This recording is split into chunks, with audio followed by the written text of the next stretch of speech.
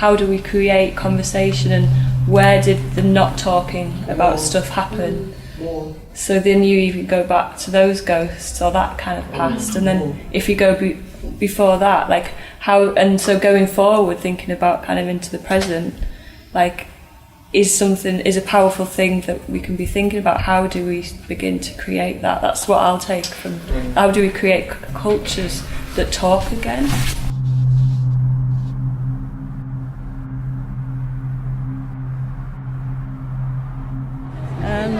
Yeah, and we've come here just for the weekend, and it's lifted me.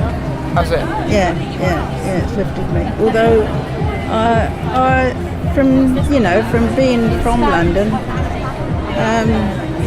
I don't know, I see the place much different, Definitely needs to come out the EU. Oh yeah? Oh, that's interesting. Yeah. The majority of Londoners didn't think so, did they? I know. I don't know. I think they need to think more about the Commonwealth. Go back to the Commonwealth, your own people.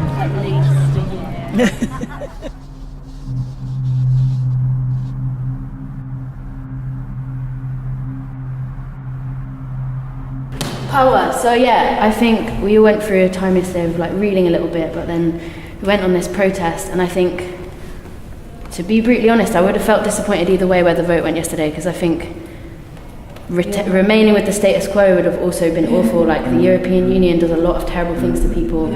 I'm really depressed that a lot of the narrative was about xenophobia and pushing people out and protecting our own.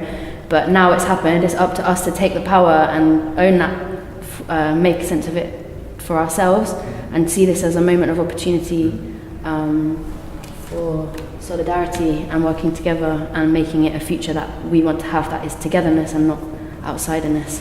So I think, like, my dad's just texted me being like, I'm feeling really hopeless, and I said no, see this as a moment of hope. Have yesterday as being a dark time, but today as being like, what are we going to do in our lives that's different, and seeing this as a time of change which is actually really needed.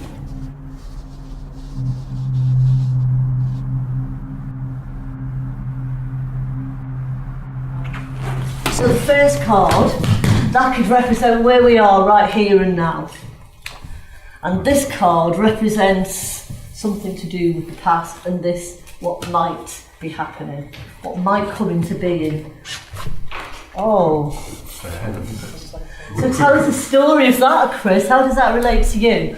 To me, probably in the most simple, basic way.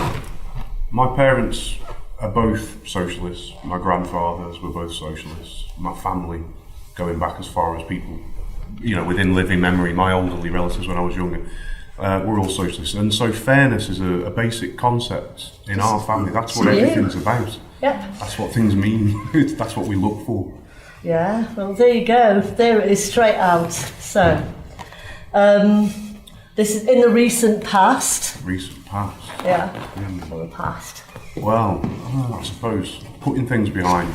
When I was younger, I used to be a revolutionary socialist. I've put aside some of my more militant agitation past, I suppose, which actually ties in back with the tactics used during the strike. That's really where I came from in that sort of way. We're coming into summer. Go on, what does that mean? Could it be? Well, to me, it's the seasons always reflect the cyclical nature of things, and it's the same within, obviously the natural world. Things come in seasons, things grow, they die away, we have the winter and then life starts again. But also politics is like that, society is like that, personal relationships can be like that. Everything seems to move through cycles and overlapping cycles. So to me that really just means that there's a possibility that good times are around the corner. We aren't there yet, but the summer is coming, so there's some hope for the future. That's really optimistic. You also said, didn't you, Chris, just a second since, that you still sense a cyclical nature to your patterns of activism. You said you might go back. I think there definitely is. Obviously, we're all open to the experiences, the people around us, and everything else. That's what shapes who we are and how we see things.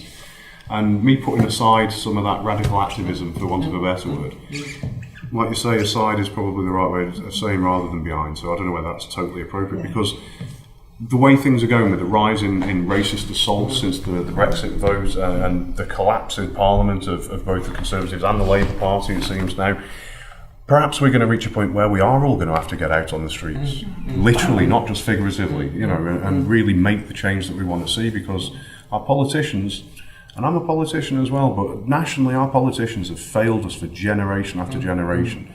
And I think a lot of local politicians are doing the same thing, to be perfectly honest. I don't want to be that person.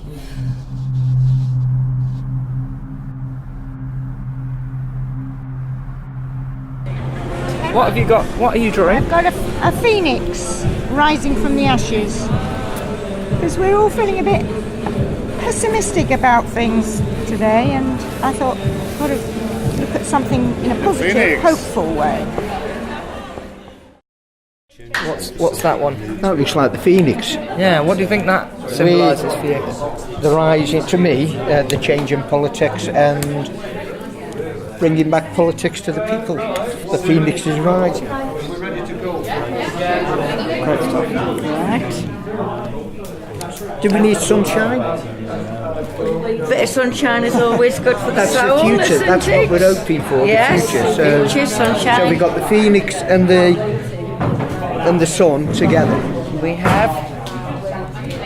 We need the coal, not gold. Yes, we've got the coal, not gold.